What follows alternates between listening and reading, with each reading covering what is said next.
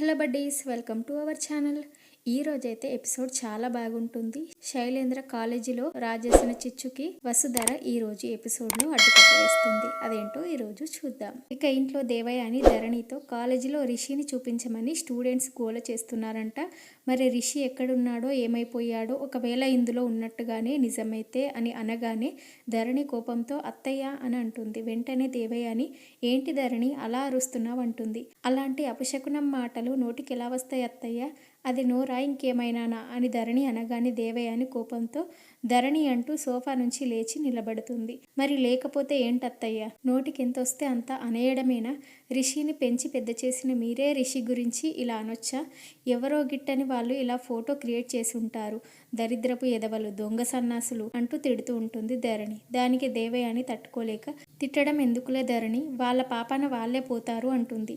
ఏంటి వాళ్ళ పాపన వాళ్ళు పోయేది? వాడి ఫోటో, వాళ్ళ అమ్మ ఫోటో ఇలానే పెట్టి దినం తద్దినం చేస్తే సరిపోతుంది. వాడి పిండం పిల్లులు ఎత్తుకుపోను, వాడి నోరు పడిపోను అంటూ తిడుతూనే ఉంటుంది. ఇండైరెక్ట్గా శైలేంద్రను ఇంకా దేవయానిని ధరణి. అది విని దేవయాని ధరణి వాళ్ళనే తిడుతుందని తెలుసు, కానీ ఏం చేయలేని పరిస్థితి. ఇక ఎలాగైనా ఆ మాటలు ధరణి మాట్లాడకుండా ఆపాలని ధరణి అని ఆపడానికి ట్రై చేస్తే, మీరుండండి అత్తయ్య, వాడి ప్రాణాలు కాకులు ఎత్తుకుపోను, వాడి పీనుగు పిచ్చుకుక్కలు పీక్కు తినును అంటూ తిట్ల పురాణం మొదలెడుతుంది ధరణి. వామ్మో, దీని తిట్లు తట్టుకోలేకపోతున్నాను అనుకుంటూ మెల్లగా అక్కడి నుండి జారుకుంటుంది. ఇక ధరణి మీరే ఇది చేసుంటారని నాకు బాగా తెలుసత్తయ్య అనుకుంటుంది. ఇక మరోవైపు కాలేజీలో ఒక హాల్లో మహేంద్ర, అనుపమ ఇంకా ఫణీంద్ర ఆలోచిస్తుంటారు. ఇంతలో శైలేంద్ర ఫోన్ మాట్లాడుతూ సరే నేను చూసుకుంటాను అని వాళ్ళున్న దగ్గరకు వస్తాడు. అసలే బాధలో ఉన్నాను అని చెప్పి కాల్ కట్ చేస్తాడు. ఇక అది గమనించిన ఫణీంద్ర స్టూడెంట్స్ అందరూ ఏమంటున్నారు శైలేంద్ర అని అడుగుతాడు. ఏమంటారు డాడ్, అందరూ అదే మాట మీద ఉన్నారు. మాకు రిషి సార్ కావాలంటే కావాలి అని అందరూ పట్టుబడుతున్నారు. అసలే రిషి వాళ్ళకి ఇష్టమైన లెక్చరర్ కదా, అందుకే అందరూ రిషిని అలా ఓన్ చేసుకున్నారు, అంతలా కనెక్ట్ అయిపోయి ఉన్నారు. కొంతమంది అయితే పాపం రిషి చనిపోయాడని కన్నీళ్లు పెట్టుకుంటున్నారు. కొంతమంది ఏమో రిషి సార్కి అలా జరగదు, సార్ వస్తారని ఎదురు చూస్తున్నారు. కాలేజ్ మొత్తం గందరగోళంగా ఉంది డాడీ, ఏం చేయాలో ఏంటో నాకైతే అర్థం కావడం లేదు.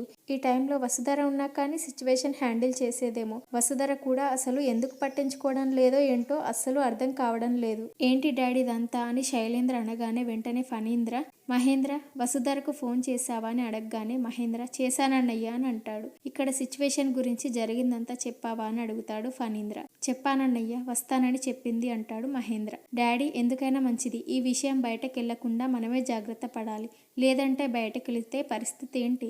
రిషి గురించి పేపర్లోను టీవీలోను వస్తే ఎవరూ తట్టుకోలేరు.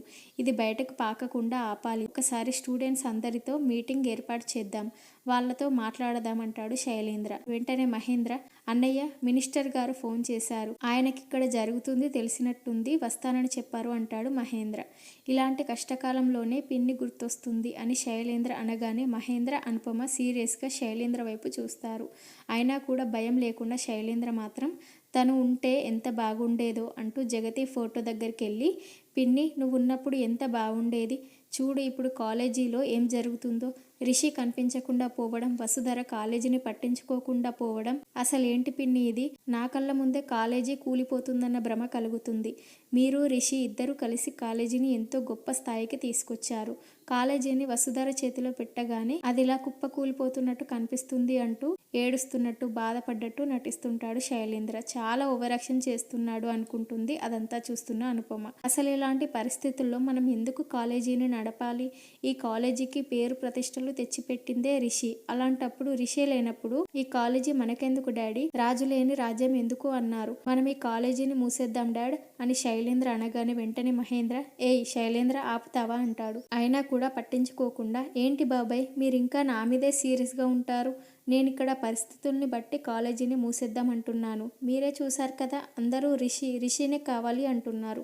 కాసేపు ఉంటే అందరూ రోడ్డుపైకి వెళ్ళి ఫ్లెక్సీలు పట్టుకొని నిరసన తెలియజేసేలా ఉన్నారు. అప్పుడేం చేస్తారు బాబాయ్? అసలు మీరు నా మీద కోప్పడితే మీకేమొస్తుందో నాకేం అర్థం కావడం లేదు అని శైలేంద్ర అనగానే హే చూడు శైలేంద్ర, ఇది పెద్ద సమస్యే, కానీ కాలేజీని మూసివేయడం అనేది జరగని పని. ఒకవేళ అదే చేస్తే అప్పుడు సమస్యకు భయపడిపోయి పారిపోయినట్టు అవుతుంది. నువ్వు ఈ సమస్యని ఎలా పరిష్కరించాలో ఆలోచించు, అంతేగాని నీకు ఏది తోస్తే ఆ ఐడియాలు ఇవ్వకు అంటాడు. దానికి శైలేంద్ర అది కాదు బాబాయ్, బాబాయ్ అని ఏదో చెప్పబోతుంటే ఫణీంద్ర, శైలేంద్ర నువ్వు కాసేపు సైలెంట్గా ఉండు, బాబాయ్ ఏదో చెప్తున్నాడు కదా అంటాడు. కాలేజీని మూసేయడం అనేది సరైన పద్ధతి కాదు. నువ్వెప్పుడు బయట వాళ్ళు ఆలోచించినట్టుగానే ఆలోచించకూడదు శైలేంద్ర అంటుంది అనుపమ. నేను కాదు బయటవాణ్ణి, మీరు బయట వాళ్ళు అంటాడు. వెంటనే ఫణీంద్ర కోపంతో, శైలేంద్ర నువ్వలా మాట్లాడొద్దు, ఇప్పుడు అనుపమ గారు కూడా కాలేజీకి సంబంధించిన విషయాల్లో ఇన్వాల్వ్ అవుతున్నారు అంటాడు. మరి నన్ను బయటవాడు అంటారేంటి డాడీ అంటాడు అమాయకంగా శైలేంద్ర. అయినా మనం ఇప్పటికిప్పుడు కాలేజీని మూసేస్తాం అది ఇది అంటే స్టూడెంట్స్ ఏమైపోతారు, అసలే ఎగ్జామ్స్ దగ్గరకొచ్చాయి, వాళ్ళ భవిష్యత్ ఏమైపోతుంది అంటుంది అనుపమ. వేరే కాలేజీలో ట్రాన్స్ఫర్ చేయొచ్చు అని శైలేంద్ర అనగానే, ఎంతమందిని అని ట్రాన్స్ఫర్ చేస్తావు, ఒకవేళ వేరే కాలేజీ వాళ్ళు ఒప్పుకోకపోతే అప్పుడేంటి పరిస్థితి, అసలు వాళ్ళకి ఇష్టం లేకుండా ఇక్కడి నుంచి పంపించలేం కదా అంటుంది అనుపమ. సరే మీకు ఇష్టం వచ్చినట్టుగా మీరు చేసుకోండి, కానీ ఇప్పుడు అందరూ నా తమ్ముడు చనిపోయాడు అంటున్నారు, ఆ మాటలు నా గుండెల్ని పొడుస్తున్నాయి, నా బాధ ఎవరితో చెప్పుకోలేకపోతున్నాను డాడీ, అసలు ఈ పరిస్థితి తీసుకొచ్చింది ఎవరు, మీరు నన్ను రిషిని రామలక్ష్మణులిలా ఉంటారంటారు, మేమిద్దరం అంతే ఆదర్శవంతంగా ఉండాలని కోరుకుంటాను, రిషితో కూడా అలానే ఉంటాను, కానీ ఇప్పుడు రిషియే నాకు కనిపించట్లేదు, అదే కదా నా బాధంతా, ఇది నేను తట్టుకోలేకపోతున్నాను డాడీ అంటూ బాధపడుతున్నట్టు నటిస్తాడు శైలేంద్ర. దానికి ఫణీంద్ర, శైలేంద్ర రిషికి ఏం కాదు, చిన్న పిల్లాడిలా కన్నీళ్లు పెట్టుకుంటావేంటి, నువ్వు ధైర్యంగా ఉండు శైలేంద్ర, వసుధర వచ్చిన తర్వాత అన్నింటికీ క్లారిటీ వస్తుంది, మినిస్టర్ గారు కూడా వస్తున్నారు కదా అని అనుకోగానే అటెండర్ వచ్చి, సార్ మినిస్టర్ గారు వచ్చారు సార్ అని చెప్తాడు. అది విన్న ఫణీంద్ర, వస్తున్నాం మహేంద్ర పద వెళ్దామని అందరూ కలిసి వెళ్తారు. మీటింగ్ ఏర్పాటు చేస్తారు. ఇక మినిస్టర్ గారు, అసలు ఎవరు దీన్ని ఫస్ట్ సోషల్ మీడియాలో పెట్టింది అనగానే శైలేంద్ర, సార్ తెలీదు సార్, ఎవరో స్టూడెంట్స్ పెట్టారనుకుంటున్నామని చెప్తాడు. లేదంటే ఎవరో పక్కనే ఉండే గోతులు తవ్వే వాళ్ళు పెట్టుంటారు సార్ అంటాడు మహేంద్ర. కానీ శైలేంద్ర వెంటనే, కాలేజీ మొత్తం స్ప్రెడ్ అయిపోతుంది సార్, స్టూడెంట్స్ అంతా గుంపులుగా చేరి దీని గురించే మాట్లాడుకుంటున్నారు, వాళ్ళని ఎలా కంట్రోల్ చేయాలో ఎలా ఆపాలో తెలియలేదు, ఆల్మోస్ట్ అందరూ రిషి చనిపోయాడనే అనుకుంటున్నారు అంటాడు శైలేంద్ర. వెంటనే మినిస్టర్, ఆపవయ్యా, రిషి గురించి అలా మాట్లాడుతుంటే వినడానికి ఇబ్బందిగా ఉంది, రిషి లాంటి గొప్ప మనిషికి ఇలా జరగడం ఏంటి, నాన్ సెన్స్, వసుధరకు ఇన్ఫార్మ్ చేశారా అని అడుగుతాడు. చెప్పాను సార్, తను ఇప్పుడే వస్తుంది అని సమాధానమిస్తాడు మహేంద్ర. అసలు రిషి ఏమైపోయాడు అనే విషయాన్ని మీరెందుకు కనిపెట్టలేకపోయారు, నాకు ఒక్క మాట చెప్పినా పోలీస్ ఫోర్స్ అంతా ఉపయోగించి తను ఎక్కడున్నాడో కనిపెట్టేవాణ్ణి కదా, ఎందుకు ఇలా చేస్తున్నారు అని మినిస్టర్ గారు అనేలోపే వసుధర ఎంటర్ అయి, ఎక్స్క్యూజ్ మీ సార్ అంటుంది. ఒక్కసారిగా అందరూ వసు వైపు చూస్తారు.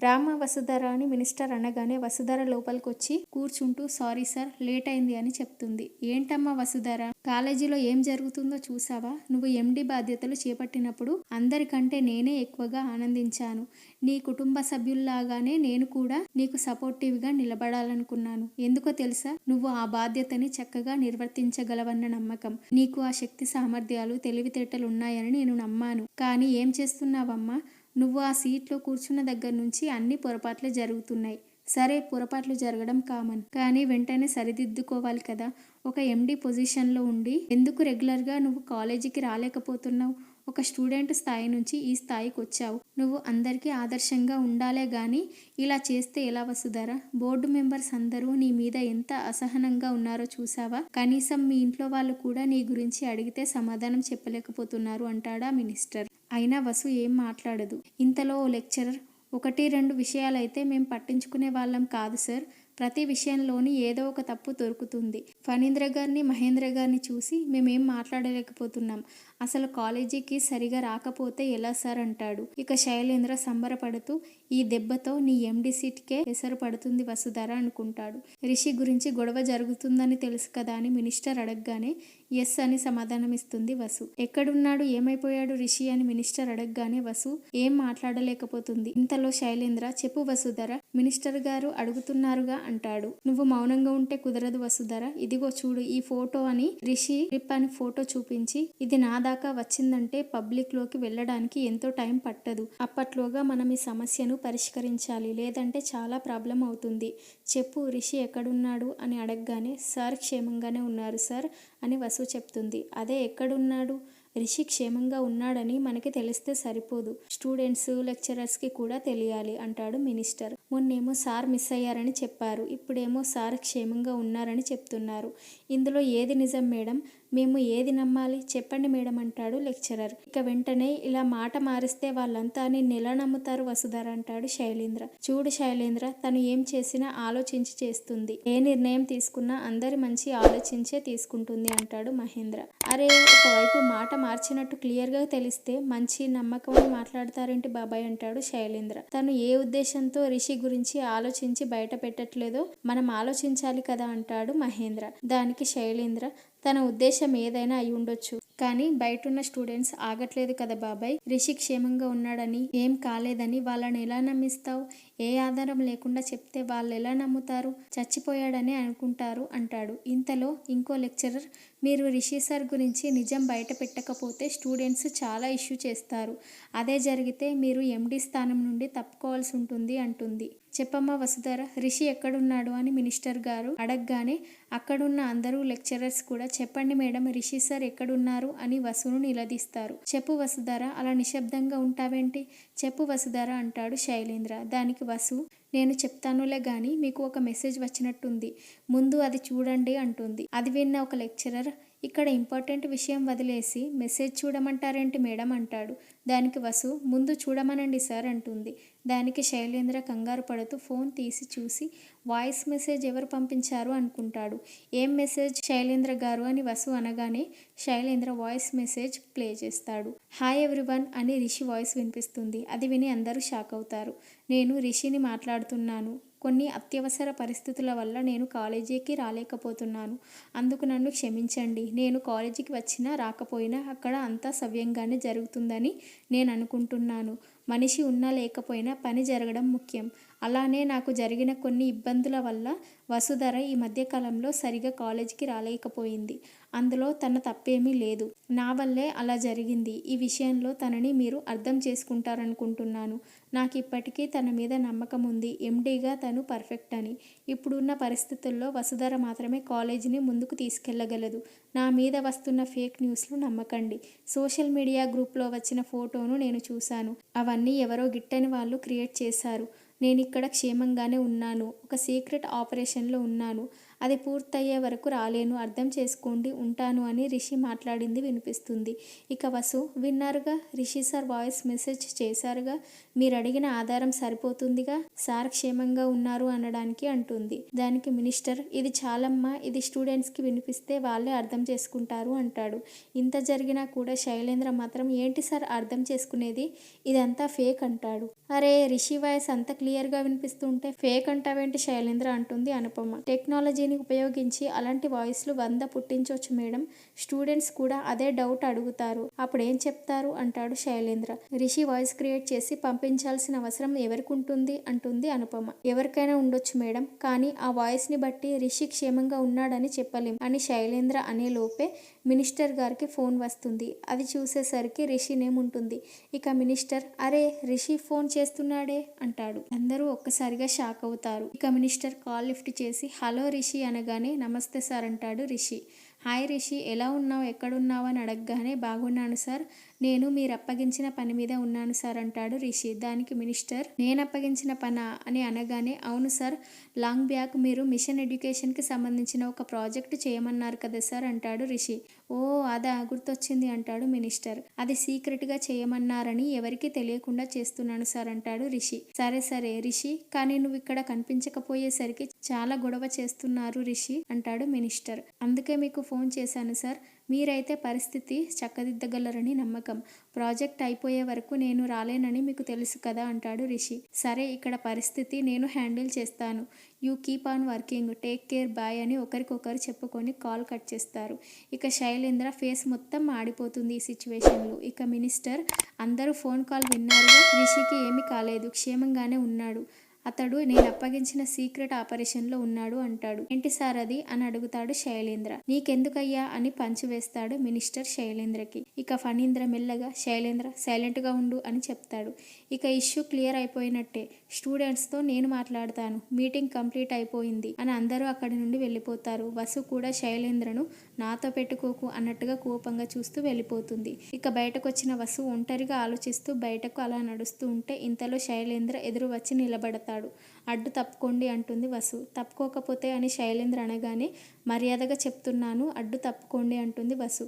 సరే తప్పుకుంటాను గాని నా ప్రశ్నకి సమాధానం చెప్పు. రిషి ఎక్కడున్నాడు చెప్పు వసుధర అని అడుగుతుంటాడు శైలేంద్ర. నువ్వెంత ప్రయత్నించినా నీ ప్రశ్న ప్రశ్నలాగే మిగిలిపోతుంది అంటుంది వసు. అంటే చెప్పనంటావు అంతేగా అంటాడు శైలేంద్ర. అలాగే రిషి ఏదో సీక్రెట్ ఆపరేషన్ లో ఉన్నాడు అంటున్నావు. అసలు అంత సీక్రెట్ ఆపరేషన్ ఏంటి వసుధర అంటుండగానే ఇంతలో మహేంద్ర ఎంట్రీ ఇచ్చి నీకెందుకు చెప్పాలరా చెప్పరా నా కొడుకు ఏ పనిలో ఉంటే నీకెందుకు ఎక్కడుంటే నీకెందుకు అసలు నువ్వెవడివి వాడి గురించి ఆరా తీయడానికి అంటాడు. దానికి శైలేంద్రని ఈ కాలేజీ బోర్డు మెంబర్ని అంటాడు. ఏదో నామమాత్రానికి నీ పేరు బోర్డులో చేర్చారు గాని అసలు నీకు ఈ కాలేజీకి సంబంధం లేదురా. అయినా నేనే తండ్రిగా అడగట్లేదు రిషి ఏ పని మీద ఉన్నాడని.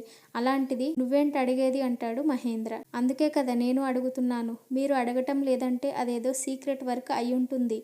అదేంటో నాకు తెలుసుకోవాలని ఉంది అంటాడు శైలేంద్ర. ఎందుకు తెలుసుకోవాలి? దాన్ని కూడా నాశనం చేస్తావా?